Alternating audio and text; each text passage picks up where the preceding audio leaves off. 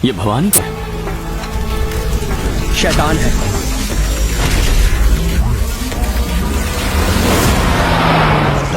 तुम्हें 2 मिनट का वक्त देता हूँ, हो सके तो मुझे मारकर इस हीरो को मैं दौड़ाऊं। पैसे दे रहा इसलिए तू मुझे मार रहा है। घोड़ा भी हीरो बनेगा, पैसे भी वो लगाएगा। उन बच्चों को मारकर उन्हें फांसी पर लटकाया, मैं उसी दिन मर गया था। कैसे एक आम बच्चा बना गुंडा, क्या हुआ जेडी के साथ, कौन करेगा बच्चों की मदद। इस कहानी की शुरुआत होती है केरला के एक गांव से, जहां पे जेडी नाम का एक आदमी रहता था। जेडी पढ़ाई में हमेशा से ही तेज था, यही कारण है कि उसने कई कॉम्पिटिटिव एग्जाम्स भी केरला में रहकर दिए हैं, जिसमें उसने काफी अच्छे मार्क्स पूरे स्टेट और नेशनल डिस्ट्रिक्ट लेवल पे हासिल किए थे।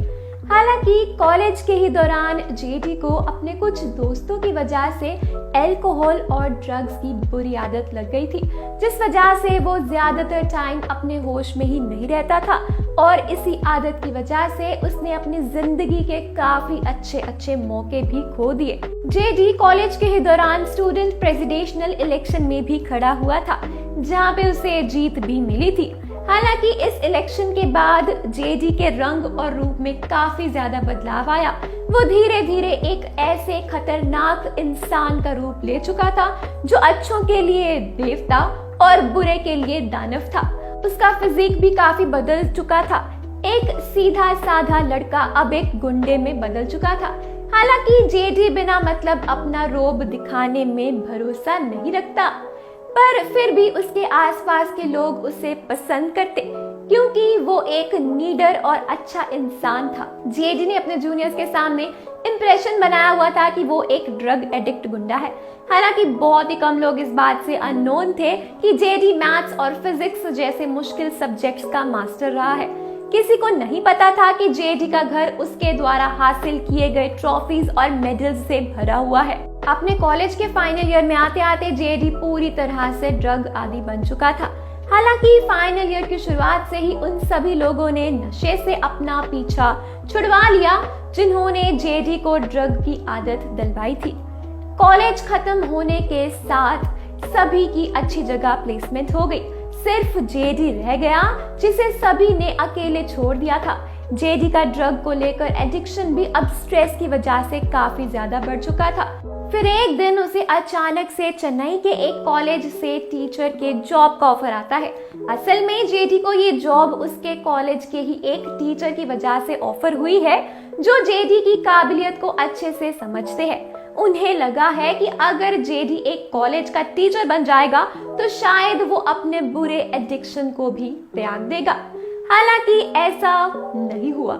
जेडी जब चेन्नई की यूनिवर्सिटी में टीचर बना तो सब उसे देखकर काफी हैरान हो गए कि आखिर कैसे एक गुंडा जैसे दिखने वाला इंसान को एक टीचर का जॉब मिल गया। हालांकि धीरे धीरे लोगों को जेडी की आदत पड़ गई।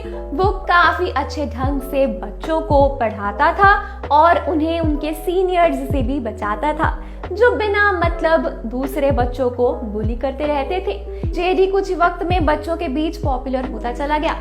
हालांकि उसका जो एडिक्शन था वो अब भी वैसे ही था। उसके एडिक्शन की वजह से जेडी कॉलेज पे लेट पहुंचता था, जिसकी वजह से जेडी के आसपास के लोग भी उससे थोड़ा परेशान होने लगे थे। कॉलेज इंचार्ज ने भी उसे बहुत समझाया कि उसे अपने इस एडिक्शन से छुटकारा पा लेना चाहिए, पर जेडी चाहकर भी अपने एडिक्शन को नहीं छोड़ पा रहा था। कॉलेज भी सिर्फ 2 ही कारणों की वजह से उसको नौकरी पर रख रहे थे।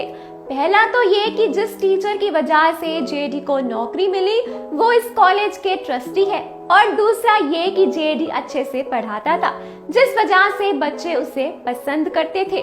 वहीं एक दिन स्कूल इंचार्ज ने ठान लिया कि उन्हें किसी भी हाल में जेडी को सुधारना है, नहीं तो उसे नौकरी से हटाना होगा, वरना बाकी के कॉलेजेस के बच्चे भी उससे इंस्पायर्ड होकर ड्रग एडिक्ट बनते चले जाएंगे।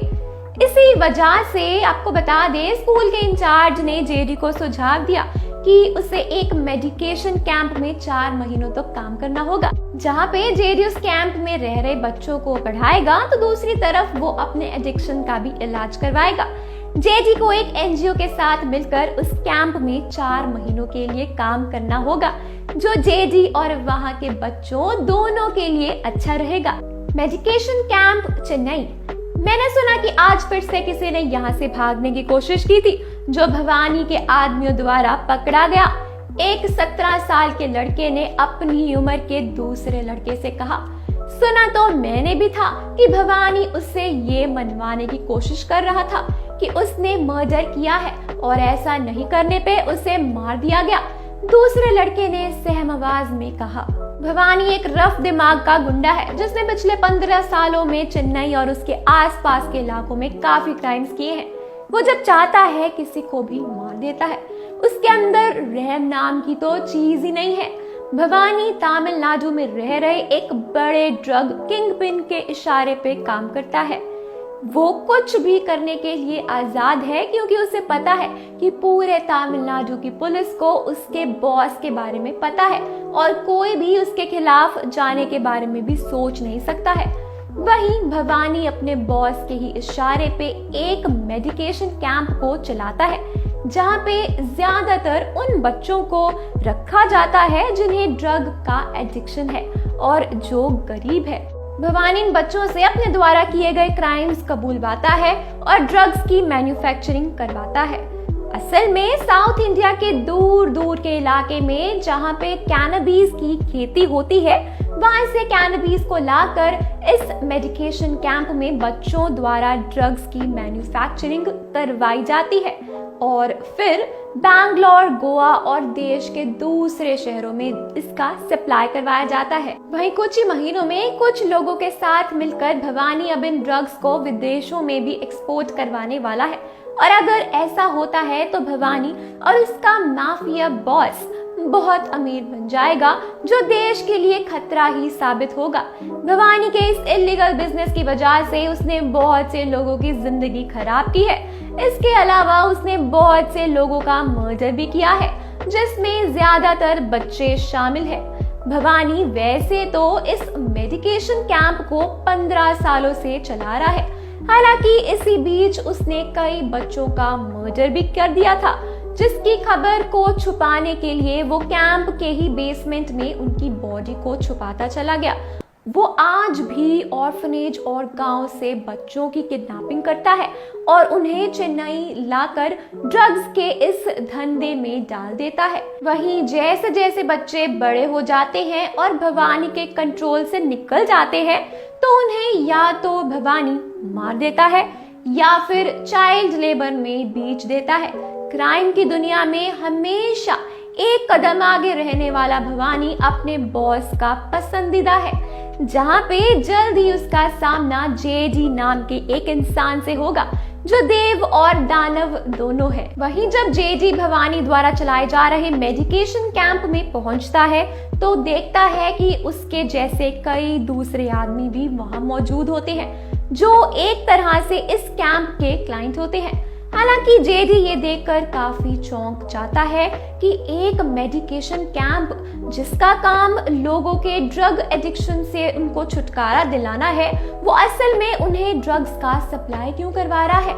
इसी बीच एक पहलवान जैसे दिखने वाला आदमी जेडी के सामने खड़ा हो जाता है और पूछता है कि आखिर वो कौन है और यहाँ क्या कर रहा है। तो जेडी उसे बताता है कि उसे यहाँ पे एज ए ट्रेनी भेजा गया है, ताकि वो यहाँ के बच्चों को पढ़ा सके और इसके अलावा वो यहाँ पे रहकर अपने ड्रग के एडिक्शन को भी छुड़वाना चाहता है। जेडी की बात सुनकर वो आदमी कहता है कि शायद तुम नए हो इसलिए यहाँ आए हो, शायद तुम्हें अपनी जिंदगी से प्यार नहीं है।